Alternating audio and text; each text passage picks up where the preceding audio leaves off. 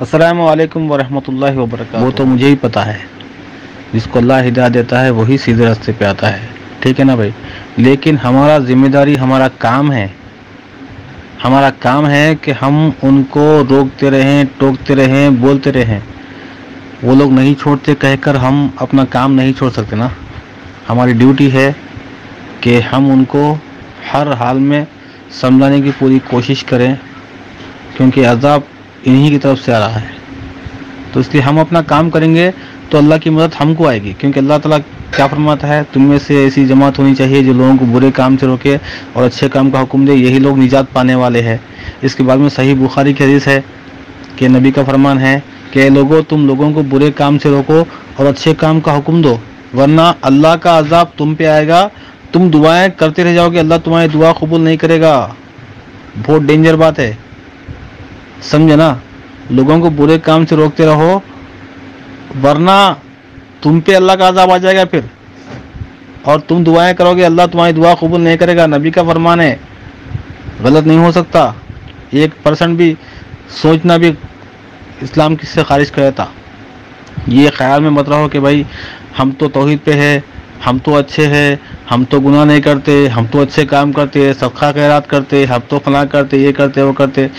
کچھ کام نہیں آتا جب تک تم لوگوں کو برے کام سے نہیں روکے۔ تمہارے باپ، دادا، ماں، رشتہ دار، خالہ، چاچا، بہن، جو لوگ ابھی شرک بدعت میں پھنسے ہوئے، ان کو روکنا، بولنا ضروری ہے۔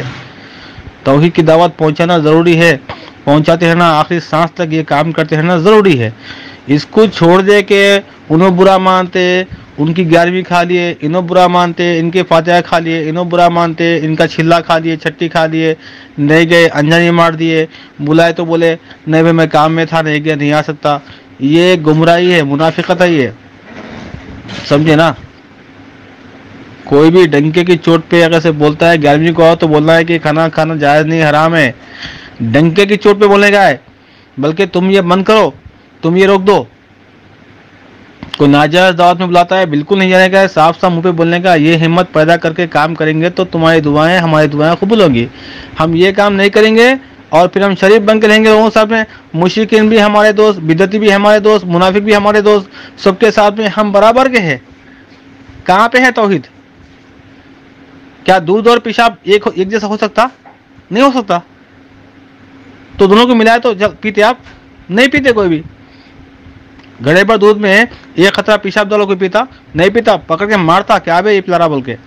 اسی طرح سے توحید جو ہے نا، وہ توحید پڑھنے والا کسی کو بھی ہم تو توحید کی دعوت دینا ہے، اور توحید کے خلاف جو ہے ان کو سمجھانے کا ہے، ان کے ساتھ نہیں ملنے کا ہے، چاہے وہ اپنے کتنے بھی قریبی رشتہ دار کیوں نہ ہو۔ برا مانے تو مانے، ان کے ناجائز کام میں ہم کھڑے کے بولنا ہے ناجائز ہے اور نہیں کرنے دینے کا ہے، کرے تو کرے، چھوڑنے کا ہے، لیکن ڈنکے کی چوٹ پہ بولنا ہے، جانا بھی نہیں اس میں۔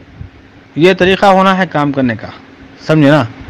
ہم ہر حرامی کے ساتھ پھر رہے ہیں، بدعتی کے ساتھ پھر رہے ہیں، مشرک کے ساتھ پھر رہے ہیں، پلید کے ساتھ پھر رہے ہیں۔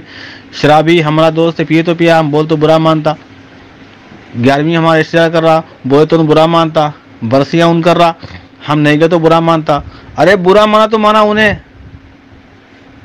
انہیں تو جہنمی ہے، برا مانا تو مانا۔ ہمارا رب جو ہے نا وہ برا نہیں ماننا، ہمارا جو مالک خالق ہے وہ ہم سے برا ناراض نہیں ہونا، وہ برا نہیں ماننا، اس کی سوچو تم۔ توحید وہ ہے کہ اپنے رب کے بارے میں سوچنا، فرما برداری رب کی کرنا، بندوں کی نہیں کرنا۔ اللہ رسول کے اطاعت میں کسی کی اطاعت نہیں ہے۔ اگر سے ماں باپ بھی کافر ہے تو ان کی خدمت کرنا جائز ہے، لیکن ان کے کفر میں ساتھ دینا حرام ہے۔